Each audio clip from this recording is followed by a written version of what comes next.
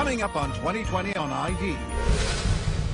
American Sniper, a blockbuster at the box office. I'm ready to come home, baby.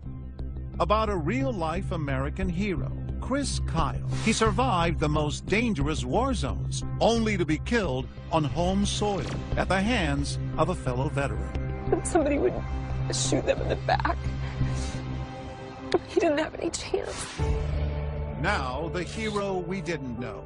The sniper's wife, the American wife, Taya Kyle, reluctantly drawn into the spotlight.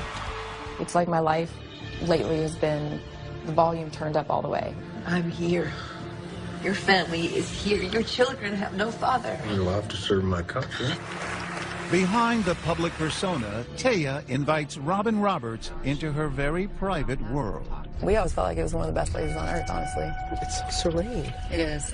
On an emotional drive into the North Texas hill country, winding over creek beds, through prairies of blooming bluebonnets, miles of range bounded by barbed wire. A journey back to the darkest days in her love story with her husband. And it's horrible what happened, period, but in such a beautiful, peaceful area. And to the scene of the crime that shocked America, the gun range where Chris Kyle lost his life. As a way of comforting myself, in some ways, I just thought, well, at least it was maybe peaceful, and you didn't see it coming. A brave Taya Kyle about to confront the ghost of an unimaginable loss. You ready to do this? Good. A story of love, war, and renewal. Welcome to 2020 on ID. I'm John Quinones. Millions are familiar with the story of Chris Kyle, the Navy SEAL who struggled to balance a fierce commitment to comrades in Iraq with his duties as a family man at home. But no one knows that story better than Taya Kyle, the wife who fought her own battle to hold their marriage together, only to see her happiness shattered when Chris was murdered by another veteran of the Iraq War. Taya wrote an unflinching account of their marriage in her book, American Wife. And in 2015, she shared her story with Robin Roberts, from intimate family moments to the place where her husband lost his life, to her commitment to keeping Chris's legacy alive. It is a story of unbreakable love. This is American Sniper Chris Kyle as you've never seen him. Not in a Hollywood movie, but in a home movie. One of many his wife Taya Kyle is sharing exclusively tonight with 2020. You may not like everything, but it's for a reason. Faith was very important to Chris, too. Yes. The blessing of a new child. It's scenes like these that inspired Taya to write her book, American Wife, where she tells her story of love and loss with Chris. There was so much more to him. It was my chance to share some of that side, too, because I think he's earned it. For Taya, Chris was her unlikely soulmate, her cowboy in shining armor. He just had this softness and this tenderness. I continue to look back and be in awe of how he managed it all so well, honestly. When you open the book, 4 words jump out: love, war, faith, renewal. Why those 4 words? Love certainly is always a key thing for me. It always has been. It probably always will be. And I mean, it brought the greatest pain in our marriage, but it also brought greater strength. It's been a lifelong journey, but definitely it was more clear in my time with Chris how I had to rely on my faith. And then, you know, renewal is it's a constant process, you know. 4 words, 4 powerful forces shaping their lives from the earliest years. Born in Texas, Chris drifts from job to job as a ranch hand and professional rodeo competitor. He finally finds purpose in the Navy SEALs. During the grueling training program, he befriends fellow Navy SEAL Marcus Luttrell, famous in his own right as the subject of the film Lone Survivor. Mikey and Danny really did. People die all the time in our training, not talking about combat, just talking about training. I mean, blood and sweat every day. Chris not only survives, he thrives, showing immense talent as a sharpshooter, earning his SEAL Trident. He's stationed in Southern California, where, as the movie shows, he meets Taya. She's working as a pharmaceutical sales rep, and as she says in her book, depressed after a series of bad relationships and an unsure future, praying for a man with a good heart. You know, I wanted to be really independent, even though I knew I kind of needed somebody. Her prayers would be answered during a night out at a bar of all places. Hello. Nice to meet you. What's your name? Taya. The chance meeting between Taya and Chris started off on a pretty rocky note, as seen in the film American Sniper. Okay, how true was that first meeting? So true. I mean, I drank a little too much, and he held my hair back while I, you know, let it all back out. But Great first impression. yeah, Taya. right? I know. It's such a gentle, tender exchange. And I feel like that was so incredibly true with Chris, and that was what was so intriguing. So yeah, and it was funny. So, not exactly love at first sight, or was it? We're in a bar, you know, and he was so genuine and had a depth to him in this really hot body with a cute face. When he told you what it was that he does for a living, I believe you said you didn't want to marry a SEAL. Right. Where are you going? Well, I was just gonna go home because you said you wouldn't date a SEAL, so. Said I'd never marry one. My faith is different now because I think God has a plan. You can really try hard to think you know what's going to happen, but I don't think any of us do. And no, it wasn't my plan, but I'm so glad I did. So when did you know in your heart that he was the one? It was just little by little. He was so nice, really. I mean, just so nice and supportive. He made me feel like he was excited to talk to me, to see me, and it was just this simple, fun, deep person. On March 16th, 2002, Chris and Taya wed on a sunny California day, exchanging inscribed wedding bands. Taya wrote on Chris's ring, "My life, my love," and he wrote, "All of me," on her ring. But from day one, Chris is torn between love for his country and love for his family. They have to cut their honeymoon short because Chris is called up for duty. Marcus Luttrell's wife, Melanie, is a dear family friend. And they loved each other passionately. I think there was a lot of sometimes ups and downs through different events, but they're going to stay strong together afterwards. The struggle between family and military service would continue to test their marriage. But when he is home, Chris is committed to their growing family. A son who Chris immediately nicknamed Bubba. Give me a hug. And a daughter nicknamed Angel. That commitment, undeniable. It's these stolen moments that Taya treasures most. What kind of father was he? Amazing. Truly, I truly don't think there's a better example of what a father should be than him.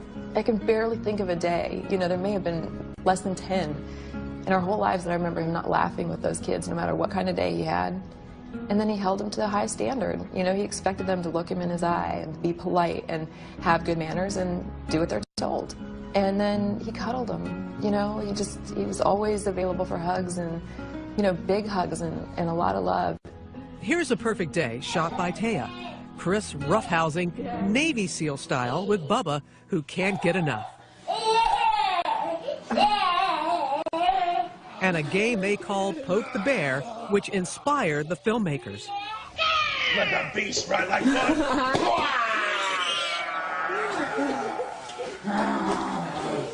Taya's camera captures more than the fun times. She also records poignant, reflective moments like this.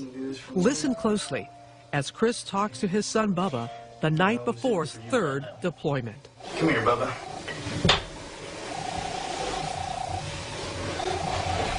We'll eat 2 more and then you can go to bed.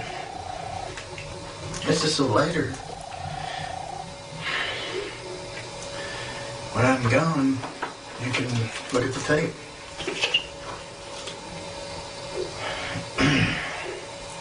I know when he said, "when I'm gone," he was referring to deployment. But he is gone, and this can be played. What are your emotions and your children when you see this? I know that there was a part of him that also was referring to being gone for good. And that was always a possibility. When it came down to would he be okay with dying on the battlefield, absolutely. But I think in the moments where you're holding your kid and thinking about not being there with them, that's when the pain, you know, comes in. And there was plenty of pain for Chris and for Taya. When we come back, trouble in the marriage. I remember crying to him and saying, I don't want to tell you this because what if this is the last time that we talk? I don't want to tell you this because I don't want you to worry about it. And what the home movies would reveal about a family in crisis. What's this year going to bring for you? Sickness, misery, bankruptcy. Stay with us.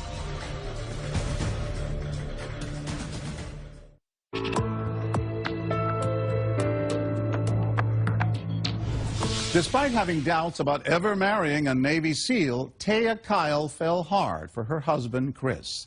Still, as they built their life together, the couple would find the war Chris was fighting half a world away had devastating repercussions much closer to home. Once again, here's Robin Roberts. Another day of this massive invasion of Iraq. In the fog of war, a sniper must make split-second life and death decisions. Who is friend and who is foe? There's the eye in the sky, the hand of God. I mean, that kind of deal. Watch our backs. He did it well. Took pride in the job. Loved his brothers.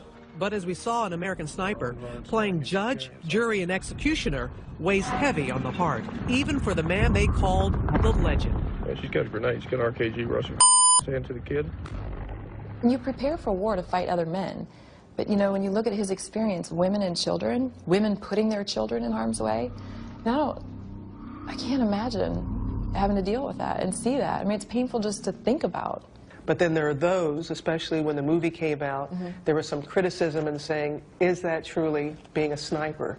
Is that truly being a hero? How did you handle that? There are a number of things that I learned from Chris's life, and I remember one of them when he was going off to deployment and there were protesters on the side of the street. And I kind of looked at him and said, are you okay? And he said, that's why we fight.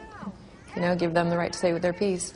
And I thought, wow, that's pretty big, you know, to say that. So, yeah, there were critics, and that's okay. You know, they have a right to criticize it, and they have a right to examine it. To keep hold of his humanity, Chris keeps in touch with his wife. Taya says he never lost his softer side. It came out in his emails. He thought you were sexy. I know. Oh, I love how he would end. Yeah. Hey, sexy. And Yeah. just, what was that, you know, to read that again and to know that Yeah. he made you feel that way and that he thought that way of you. That's one thing any person can do in their relationship is remind the other person that they find them attractive and, you know, beautiful in their worst moments. And he did that. But emails alone aren't enough to keep a marriage healthy. Chris chooses to re-enlist. That means he will spend more time in Iraq with his band of brothers than at home with his family. This video is taken shortly after Angel is born. The moment is so touching, but also bittersweet as Taya holds her infant. Chris is preparing to ship out for the 4th time. And you were angry at him that he went back, weren't you? Yeah, I was. Simultaneously angry and thinking, like, I love him so much, but you also know, how are you supposed to be mad at somebody who's serving their country and putting their life on the line every day? Taya, juggling 2 children and the constant anxiety of a wartime military spouse, is nearing her breaking point. I remember crying to him and saying, I don't want to tell you this. I don't want to tell you this because what if this is the last time that we talk? I don't want to tell you this because I don't want you to worry about it. Screenwriter Jason Hall got close to Chris and Taya while writing the movie American Sniper. I think the challenging part for her was, why is he choosing this over me and over us? By the end of Chris's 4th tour, Taya is no longer willing to share her husband with Uncle Sam. You kind of put your foot down and saying, it's either us or the SEALs. It wasn't just for me and it wasn't just for the kids. This is a guy who would go until there was nothing left, and I felt like he was kind of on the precipice of not having much left. Finally, after 1,000 days in Iraq, Chris is home for good. The kids are happy to have Dad back, and so is Taya. Daddy's being super dad. He's putting together your Rip Rider, and you just got it. But this video doesn't tell the whole story. Chris is struggling to return to civilian life, a mission as tough as any he's faced. In what ways did it change Chris? Did war change Chris? He had the sleepless nights, he had the high blood pressure, he had, the horrible dreams. He moves his family to Texas and starts a security business, but money is short, and the Kyles are facing bankruptcy. In this video, he can't hide his despair. So, what's this year going to bring for you? Sickness. Sickness, misery, bankruptcy. Money problems aside, Chris is suffering from PTSD and shutting out Taya, even texting an ex-girlfriend. You were so brutally honest about the toll that it took on the marriage and kind of danced around the ex-girlfriend. You never really came completely open and saying, was he unfaithful or was he not? How close did you all come to not making it as a couple? We came really close a number of times.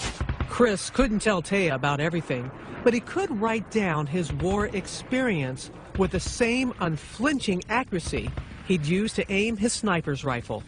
There was a part of him that had to just throw his crap on the table and stand and be accountable for it and hide from it. The unexpected blessing of Chris's book, The American Sniper, was all the people at the book signings and after his death who have said that they felt so blessed to have that perspective because they could relate to it. And it wasn't all military families either. I mean, there were athletes who could relate to it and spouses who could relate to it. The book is a bestseller. Hollywood comes calling. Clint Eastwood signs on to direct Bradley Cooper in the movie version. Cooper knows it's not going to be easy to fill Chris Kyle's size 14 boots. Everything you could possibly want a job to be, something that scares the hell out of you, something that brings you to a different place, but in the end, changed my life, quite frankly. Bradley got to know Chris so well that he improvised by putting the teddy bear on his shoulders. How about kids? You want kids? Yeah, someday. And that just goes to show how much Bradley really got in the heart and mind of Chris. You like country music? Only when I'm depressed. And what about seeing herself on the big screen, played by Sienna Miller?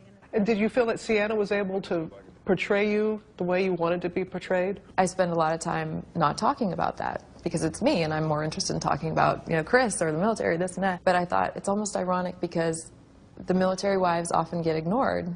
And here I'm doing the same thing to her performance because I think she did a phenomenal job. I mean, not only did she do a great job with the accent, but when she was crying on film, I don't think we'll be here when you get back. It was making me hurt. American Sniper hits a bullseye at the box office, making over $300 million in the U.S., over $500 million worldwide, and receiving 6 Oscar nominations. The love story of Chris and Taya Kyle seemed destined for a Hollywood ending. But when I meet Taya for the first time on the Oscars red carpet, Chris is already gone. What do you think, though, he would think? All the nominations, Best Picture, $300 million at the box office. No, you know what? He would be absolutely blown away, and he would be as usual happening for couples who are healing with this movie. When we come back, the story of what happens after the movie's ominous fade to black. 911, and my brother just came by here. He told me that he's committed a murder.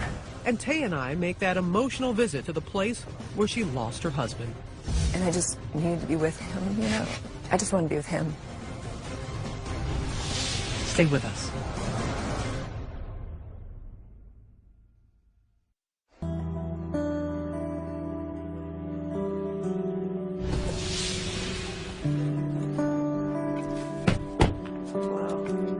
The moment has arrived. Taya Kyle is finally ready to return with us to the place where Chris was taken from her. When you return here, is it hallowed ground? Is it haunted ground? Is it? I don't know. It's something that's confusing. Yeah. And it's almost unthinkable that somebody would do that right here. Standing here, Taya is brought back to the day everything changed. February 2nd, 2013. We just had our normal routine, kids' sports. It's nearly 3 years after Chris left Iraq and his war is finally over. Now a best-selling author, he not only has the means to support his family, he has conquered his demons. Here is the family, happy on vacation at the Grand Canyon. Home at last, in body and mind. He has even begun helping fellow vets adjust to civilian life, bringing them to shooting ranges like this to relax and open up. You can still make a difference in this nation by the things that you do in your day-to-day life. One life that needed saving, Eddie Ray Ralph, a Marine who served in Iraq and in Haiti after the deadly earthquakes. When he got home, his life spun out of control. Violent episodes, even threats of suicide. Ralph's mother reached out to Chris for help. And even though Chris had never met Ralph, he agrees. Chris was going to go do something charitable and kind and something he really didn't have time for. He's one of those guys that made time. That brisk February morning, Chris asked his best friend, Chad Littlefield, to come with him and Ralph here to the Rough Creek Lodge gun range, a hunting resort about 2 hours southwest of Dallas. But when Chris and Chad pick up Ralph in Chris's big black truck around 1 in the afternoon, Ralph is wary and the feeling is mutual. The strange man in the back seat set off alarm bells for Chad and Chris. While driving, Chris texts Chad, "This dude is straight up nuts." Chad responds, "He's right behind me, watch my 6. Military slang for watch my back. Still, when they arrive at the range, Chris goes ahead with the day's plan. Chris was definitely in the front, and Chad was behind. And I know that he had just shot some Old West kind of replica guns, and both of them were empty. Ralph waits until Chris has fired all his shots downrange and guns down Chad. Then, before Chris knows what's happening, Ralph shoots him 6 times, all in the back. I know that Chad and Chris both had their sidearms holstered and on safety. The shooter, I think, was over there. And he definitely had some loaded weapons that he turned on him quickly, if not simultaneously. Mm-hmm. I don't think they've ever been able to pinpoint exactly. If he had 2 guns, it could have been. I know they didn't, neither one of them saw it coming. The man who survived 1,000 days of war and made it home has been killed by a fellow veteran. Dying's one thing. Everybody dies, but you shot him in the back, man. You're a coward. Ralph takes Chris's gun and his truck and heads to his sister's house, telling her he just killed 2 men. The second he leaves, she calls 911. 911, yes, ma'am. My brother just came by here. He told me that he's committed a murder. Taya hears the news from Mark Tribley, a family friend on the local police force. I immediately left the police station, went to his house. Taya immediately knew something was wrong, and I told her that it was confirmed that Chris had been murdered. I just looked at him. I remember looking in his eyes so intently and just saying, like, "Are you sure?" Because I've had these scares before where I thought he was dead and he wasn't. And he said yes. I just remember thinking, there's no way you're wrong. Like, there has to be. He was a survivor and a fighter, and, you know, and honestly, I didn't know how many times he'd been shot or that somebody would shoot them in the back. He didn't have any chance, and I think that was part of it, is he was so capable. And he'd been in so many close calls that it didn't seem real. For so long, she had to worry when Chris was overseas. But once he came home, that put him in the clear. She never have to worry about that again. She thought she was going to have him for the rest of her life. And then all of a sudden, on a normal Saturday, she gets a knock at the door, and that immediately changed her life.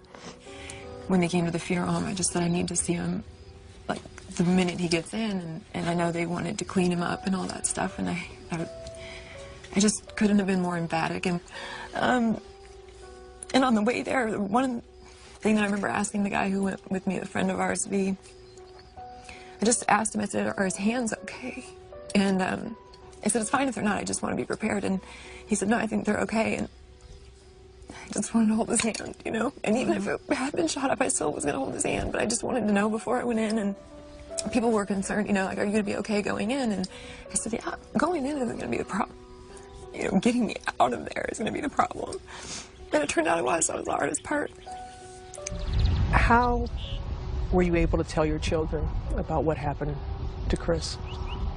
It was one of the hardest things I've ever had to do. And I remember thinking, you know, maybe I'll take them outside so they don't have the memory of getting this news in the house. I just told them something really bad had happened and that Daddy got hurt. And my daughter looked at me and she said, "Is he dead?" And then the guttural cry came from is she was thinking that couldn't possibly be true. It's very hard to understand.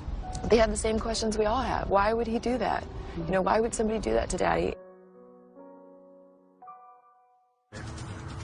Police tracked down Chris's truck within hours.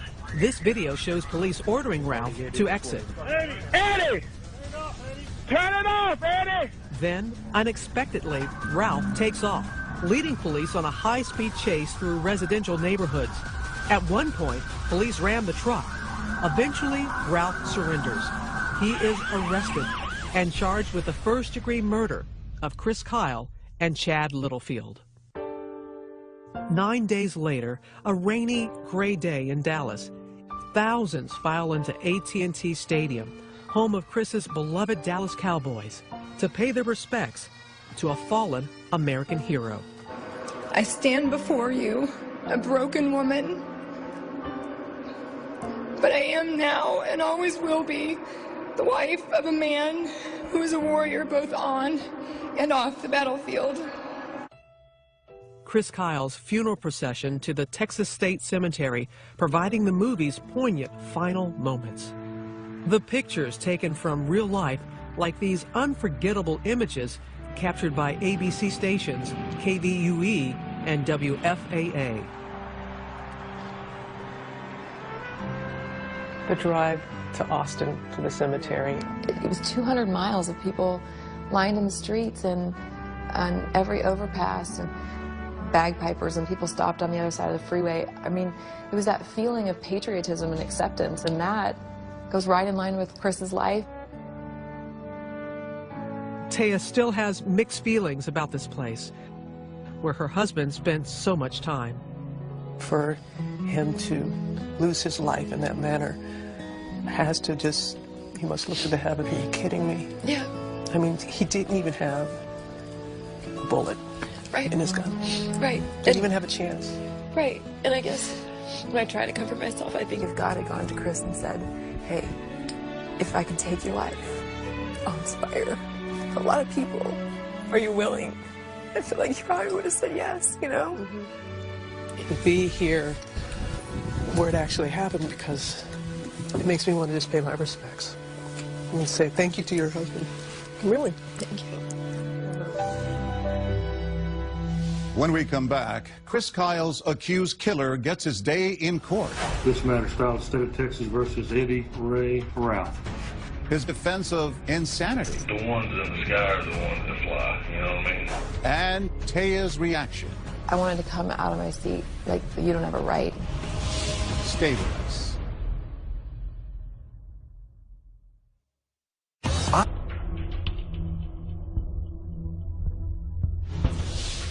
In the dusty West Texas town of Stephenville, cowboy capital of the world, all rise. Taya Kyle comes to bear witness as the man who killed her husband is brought to justice. This matter styled State of Texas versus Eddie Ray Ralph. 2 years later, Ralph looks very different. He's heavier and neatly dressed. What was it like being in that courtroom with him? You know, some of the pictures when it was autopsy type pictures and he'd be staring at them, I wanted to come out of my seat, like, don't you dare look at them in that vulnerable state. You don't have a right. It's a challenge for Taya just to be here. The 2 years since Chris was taken from her have been the darkest of her life.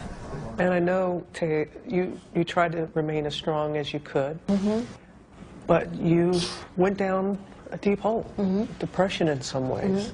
And you beautifully wrote that were it not for the children, you'd want to be where Chris was. Did you contemplate suicide? No. No, you know, I have a lot of compassion for people who feel that way, but I also know without a doubt that the people left behind are never the same. They're never okay. A phrase kept running through her mind. I don't understand. I think everybody goes through things in their life where they're like, this does not make any sense, or I don't understand why this is happening, but that's part of the journey to faith, I think, is to say it's okay not to understand all of the reasons why, but to see how you can be better for it and what you can take away from it, how you can help others, because we all have something. Well, that's faith. Faith is not seeing, not knowing. Right. That's why it's called faith. Yes, yes. All right, Mr. Nash, you may call your first witness. The state calls Taya Kyle. Taya will need every ounce of her faith to get through this trial.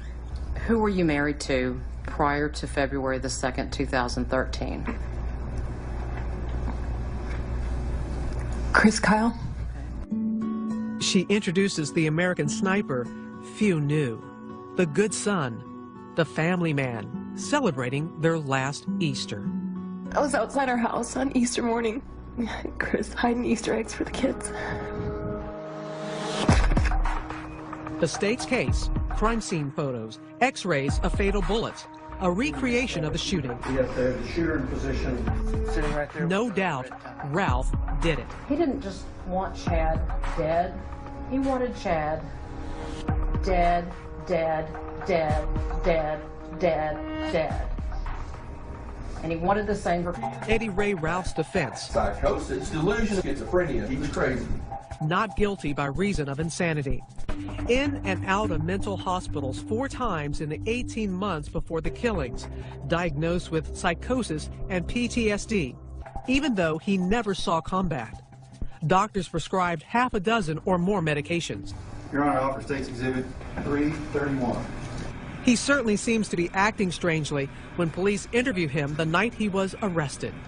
The ones in the sky are the ones that fly, you know what I mean? The pigs in the world. Schizophrenia. Dr. Mitchell Dunn says Ralph was schizophrenic with delusions of cannibals and strange creatures. You know what I mean? The pigs. He began to think that both Mr. Kyle and Mr.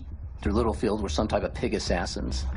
He was acting in self-defense to kill them before they killed him. Ralph's lawyers say Veterans Administration doctors should have kept him in the hospital. Did the VA fail here? You know, I think there are a lot of issues with the VA. I really do. In this situation, though, you know, this guy manipulated every time he got in trouble. He used some sort of excuse. But the prosecution says maybe Ralph just wanted to be the man who shot Chris Kyle. If you kill somebody known as the American Sniper, it might make you feel important. Yes, that's possible. It is time for The jury heads on in their ears. this defendant gunned down 2 men in cold blood, shooting them in the back in our county. Find him guilty. Jurors deliberate together, pray together, and then decide. The way he carried out these murders and then in his actions afterwards. The reloading of the gun, the taking the truck. He ran from the police. He may have had some mental issues, but I don't think it rose to the level of that he didn't know what he was doing was wrong. I've been advised the jury has reached a verdict in this matter. Is this correct? Mr. Ralph, if you'll please stand. We, the jury, find the defendant Eddie Ray Ralph guilty of the felony offense of capital murder as charged. The sentence is automatic, life without parole. When we come back, can Taya ever forgive? It's a struggle at times. Right. I mean, that he took something. And she considers the possibility of new love. But you even said, Taya, that you heard Chris saying he wants you to allow yourself to find another love. When we come back.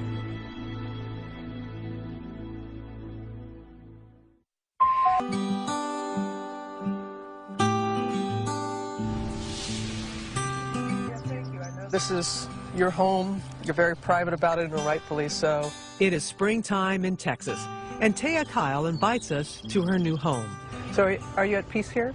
It is peaceful, and I feel like it's a real blessing that I can wake up in the morning and, you can hear the birds chirping and the trees. The trial seems far away, but her feelings about the man who took her husband's life are ever present.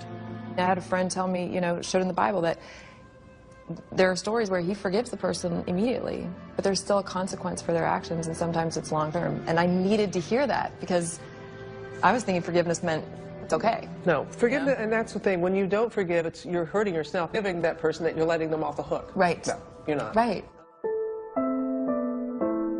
Taya may still struggle with forgiveness, but the hate is behind her.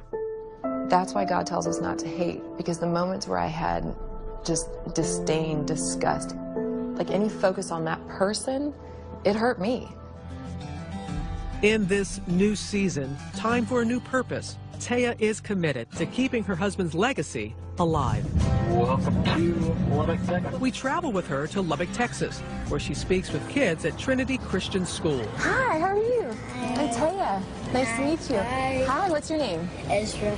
After taking care of unlaced sneakers, she takes questions. What do your kids say when they hear their father is a hero? I think that they know that all of our service members are heroes, and they also know that sometimes just having a mom and a dad who love you, that's really just as important, maybe even a bigger reason to call somebody a hero. There's Q&A with some high school kids, taking time for pictures with anyone who asked. Taya meets 2 young men who will soon be serving the country. Yeah. John Beck is headed to West Point. Oh, wow. I feel like crying. I don't know why it's emotional, but I wish the best for you guys, and I'll be praying for you. Just don't lose yourself. Don't be afraid to talk about it if it gets hard, you know? 1,500 people come to see her for a fundraiser that night. There's no speech. She just tells her story. In my darkest hour, the littlest things made the difference. It was the people who didn't have the words, but just showed up to hold my hand or give me a hug. They auction off a rifle, an autographed copy of Taya's new book, and a hunting dog. 14-week-old female black lab. You know what her name is? Sniper. I've got a couple guys that your bidder number is. No, they're alive because of this. Thank you for telling me that. They raise $100,000 for the Chris Kyle Frog Foundation. The money will go to help take care of veterans and... Let's talk about the foundation. One of the key things, and it's important to me, is that it's for first responder families as well as veterans, because he cared about them, and they're fighting the battles on the home front, but their marriages are taking a toll, and they start strong. These are strong people that are willing to take on that kind of lifestyle, and they could use our help. Back home, Taya takes me to see a special place on the property, the stable. It's kind of fitting with everything we've read about Chris. He was a cowboy. Right. Cowboys have horses. Right. His spirit is something that it's important to me to keep that alive for the kids. And, you know, they've been robbed, but I'm going to do my part to try to help them know their dad through different experiences. And horses might be one of them, you know? Look at you, looking good. Did you ever think you'd marry a cowboy? No, but it was exciting. I never probably thought a cowboy would want me, but... Before we say goodbye, Taya and I find time to go riding. And I'll tell you right now, neither one of us is getting on any wild horses the way Chris Kyle once did. What is it that you like about riding? Well, I love the fact that the animals have that. I feel like there's sort of a spiritual sense to them, and I like the peace of it. I just think they're magnificent animals, you know? And there's no place like the back of a horse to give you a fresh perspective on what's around the bend. Which brings us to a story Taya tells those high school students about her son. He said something to me about dating. I said, no, I'm not interested. And he goes, okay, good. And I said, you want Mama to die a lonely old shrew? And he goes, yeah. I'll love you. I know no one can replace Chris, but I do hope that she finds love with someone. Taya writes in her book about a big decision. She says she took off her wedding ring and moved it to her right hand. So we were in for a bit of a surprise when we sat down to talk. I've been trying to look at things, which, you know, because you talked about switching hands with the ring. So it's back on the left. It's back on the left. The wedding band is back on her left hand, right where Chris Kyle put it 13 years ago. So why is it back on the left? I knew it. I know, I just couldn't do it. I just, you know, I kept it on the right for quite a while. But you even said, Taya, that you heard Chris saying He wants you to be able to allow yourself to find another love. I do believe it, and I can allow for that possibility that the love I have for Chris doesn't have to change. It's just not what I wanted, you know? 2 steps forward, 1 step back. But she'll get there, with Chris still at his family's side. You wrote about how you and really your daughter, she talks to her daddy. Yeah. He talks to her. Yes. Yeah. It's so incredible. And, you know, everybody can have their own beliefs on it, and I feel like sometimes you have to experience something yourself to really buy into it. But it's one of those things where it really doesn't matter, I guess, what anybody else thinks, because she has a relationship there, and my son does too, in a different way. And they'll find their way, and it may ebb and flow, but they will never, ever have any doubt that they were loved and that they're still, you know, being watched out for in some capacity by him, if it's through me or if it's by him. No matter what the future holds for Taya Kyle, she'll never forget, as her favorite Randy Travis song put it, the man who whispered her name. I heard a night bird call to its name when I heard you whisper my name. You said that song captures what Chris was all about. How so? It's just this quiet presence of somebody who knows you as somebody that saves you. And he did save me. I still heard you whisper my name. As of 2016, Taya Kyle says her time is spent primarily with her family, but she does continue to share her story of hope and perseverance through speaking engagements and her work with the Chris Kyle Frog Foundation. One event, she reports, raised more than $500,000. I'm John Quinones. Please join us next time for another edition of 2020 on ID.